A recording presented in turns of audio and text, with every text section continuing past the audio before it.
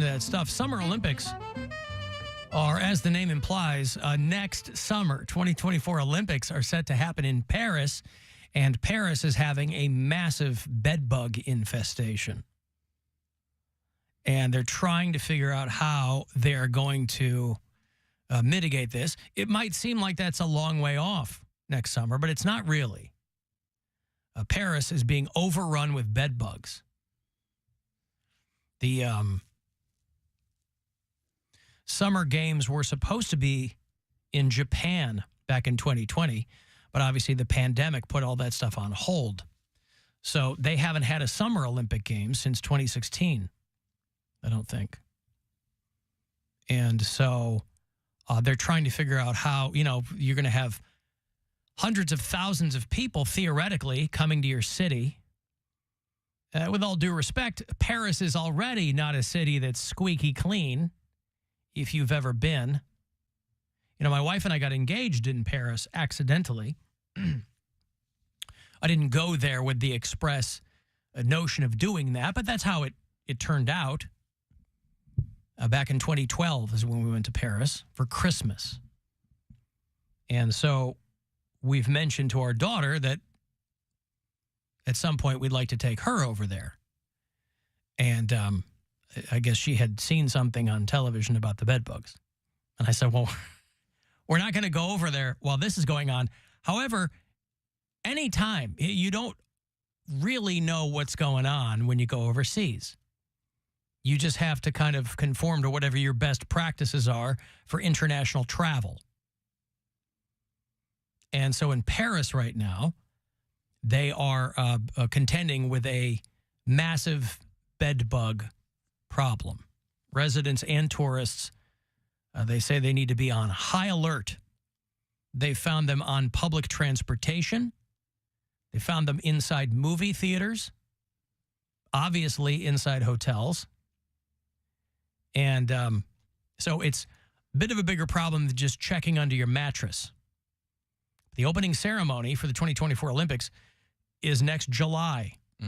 And so theoretically, they have a lot of time to address it. But they kind of have a way of popping back up. They're trying to put an action plan in place. And that's a lot of money. Yeah, it is. You're going to be like 11,000 athletes from all around the world come to whatever city is holding the Olympics. They're expecting 16 million visitors. And again, Paris is a beautiful city. City of Lights. Is it beautiful or dirty? Which one is it? It's both. It's Europe. It's that's where all the history is, right? Things are really old. Dirty history. Really old. Well, again, like I said, we went to Paris at Christmas. I don't know that I'd want to go there in July. When it's going to be 90 degrees or whatever. It's not like they got the AC cranked in Paris. So, I don't know. They got to figure this out. Maybe we can send them some information.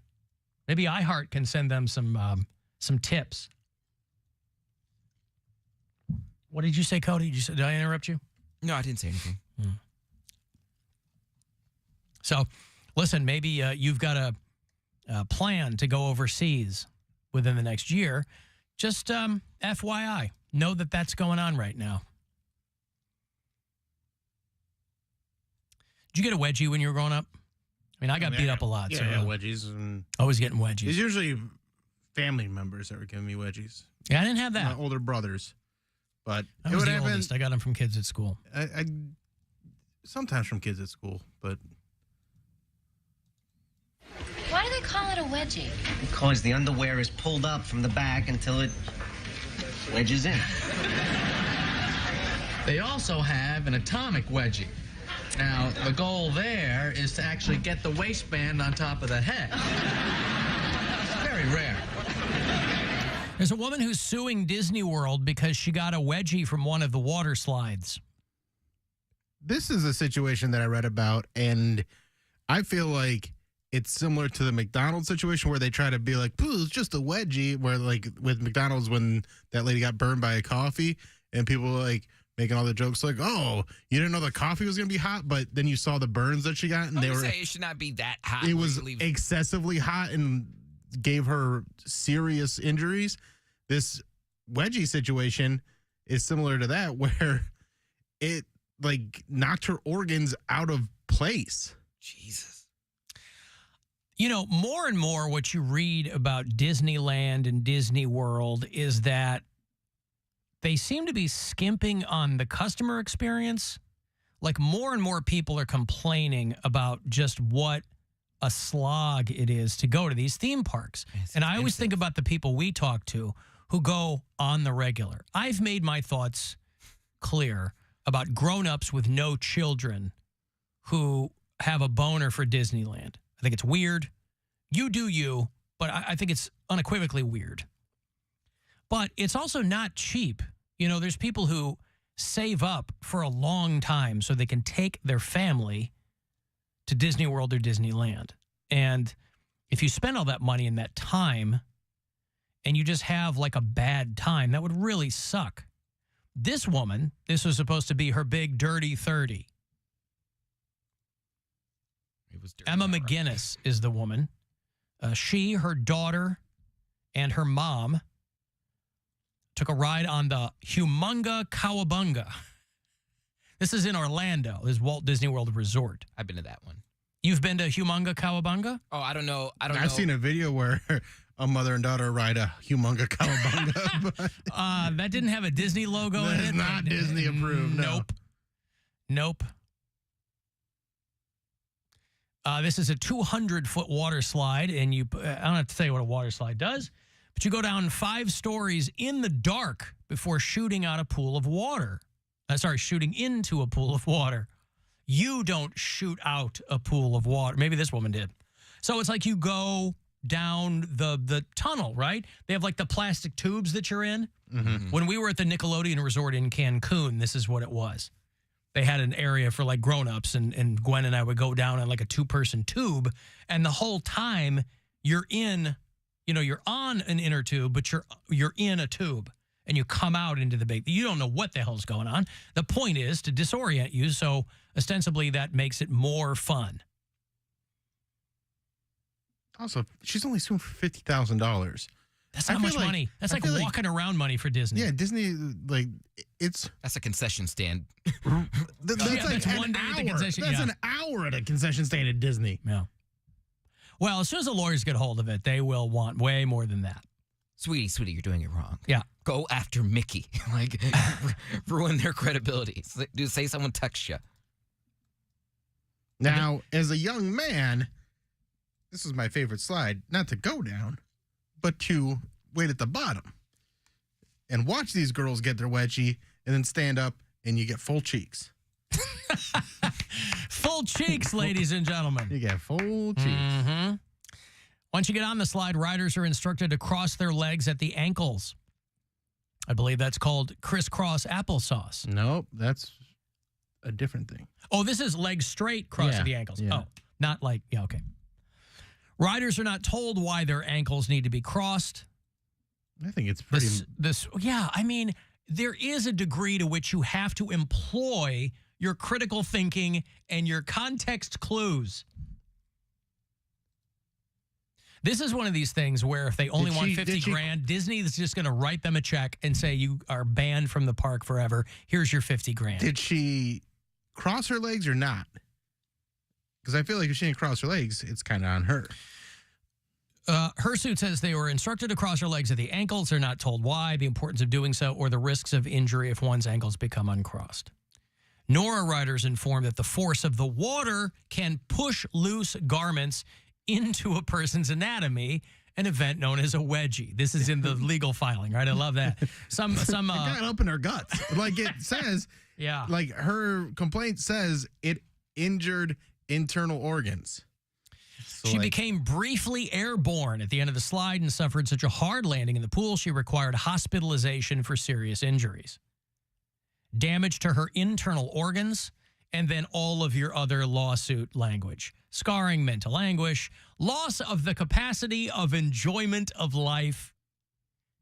You lawyers, boy, God bless you. Once you get a hold of it, You throw it all in there.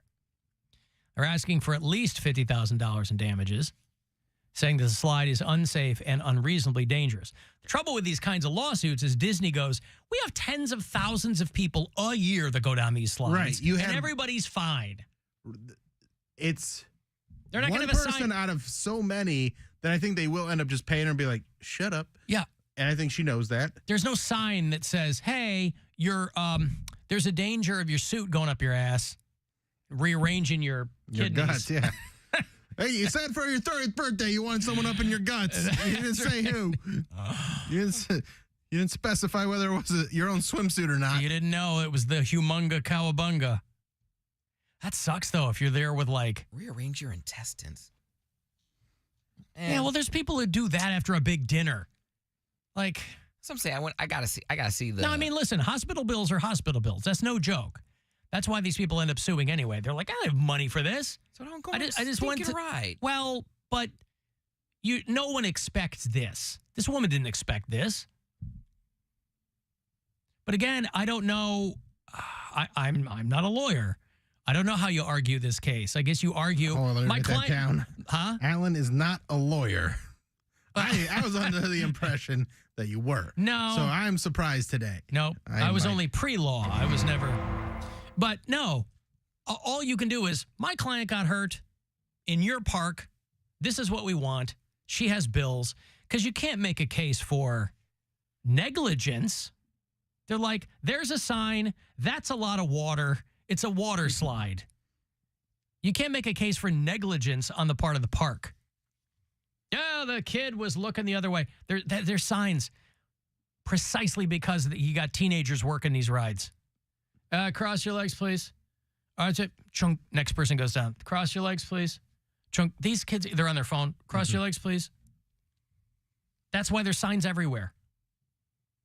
They're like, you didn't read the sign. Well, there was no sign that said that my underwear could go up my that my suit could rearrange my internal organs. Yeah, man, we don't print a sign that says your suit might rearrange your internal organs. You got us. I don't know, it's wild. But it sure doesn't sound fun. Also, maybe she should be talking to the person that made her swimsuit. Yeah. Why are you wearing such a baggy-ass swimsuit? Or go down bottomless. Take them off and then just say that that's an enema right there. The old water slide enema. You don't want that. Hey, Jake.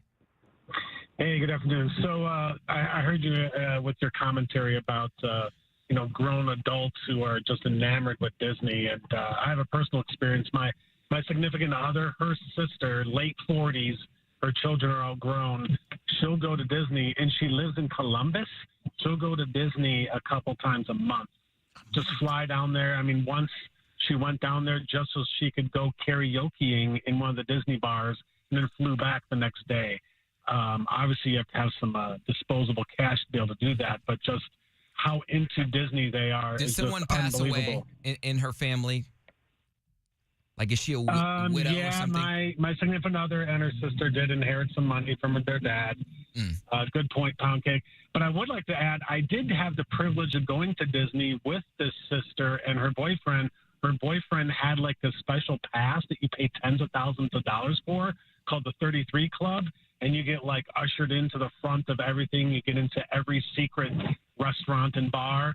And I couldn't imagine going to Disney any other way because the lines that I was witnessing were just epic, like Cedar Point times 10. And I couldn't imagine going to Disney as a member of the hoi polloi compared to the unwashed masses waiting in line. That's why So yeah. No, I didn't know what it was called, but I was about to ask. A lot of times when you hear people doing that, it's because they've spent exorbitant amounts of money on a pass like that, and then they're like, well, I have to get my money's worth, so we have to go a lot. Like, I have friends that they have kids, but they live in California, so it's a little less weird than going from Columbus. But they spent a lot of money on this thing that they're like, well, we go a lot because we get our money's worth because we have to go and use it or whatever. But Columbus, listen, it's her money and do whatever, but that's a lot of running around, boy. Oh, and might I add, I looked it up. This 33 Club pass, it's $30,000 annual. There you go. Yeah. Ooh. Annual. Money well spent. All All right, good. Thank you, Jake. They got karaoke here. Uh-huh. You don't have to go. Free In corn Columbus- dogs. If they're in Columbus, they got karaoke in Columbus, too. I don't think you're going to spend $30,000 just to karaoke. Yeah, some people with like Mickey, that yeah. Mickey Mouse ambiance. Yeah. But this woman on the... by the way, she should just be happy that she was sitting and didn't have to stand. You know what I mean? Sirim is the opposite of standing. Sitting is the opposite of running around. And sitting is a wonderful thing to do because you sitting. Sitting is the opposite of standing on your head. Sitting is the opposite of hanging from a barbell. Sitting is a wonderful... It's the opposite of hanging from a barbell. It is.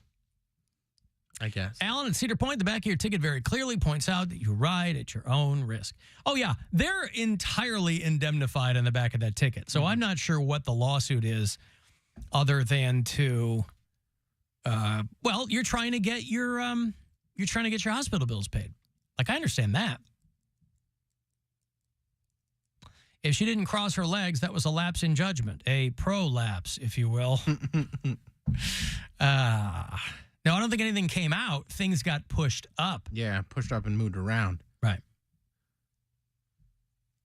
So it sounds like she was injured pretty severely, but it doesn't sound like that happens all that often. Right. And I think people are aware that you can get a wedgie when you go down those slides. Mm-hmm.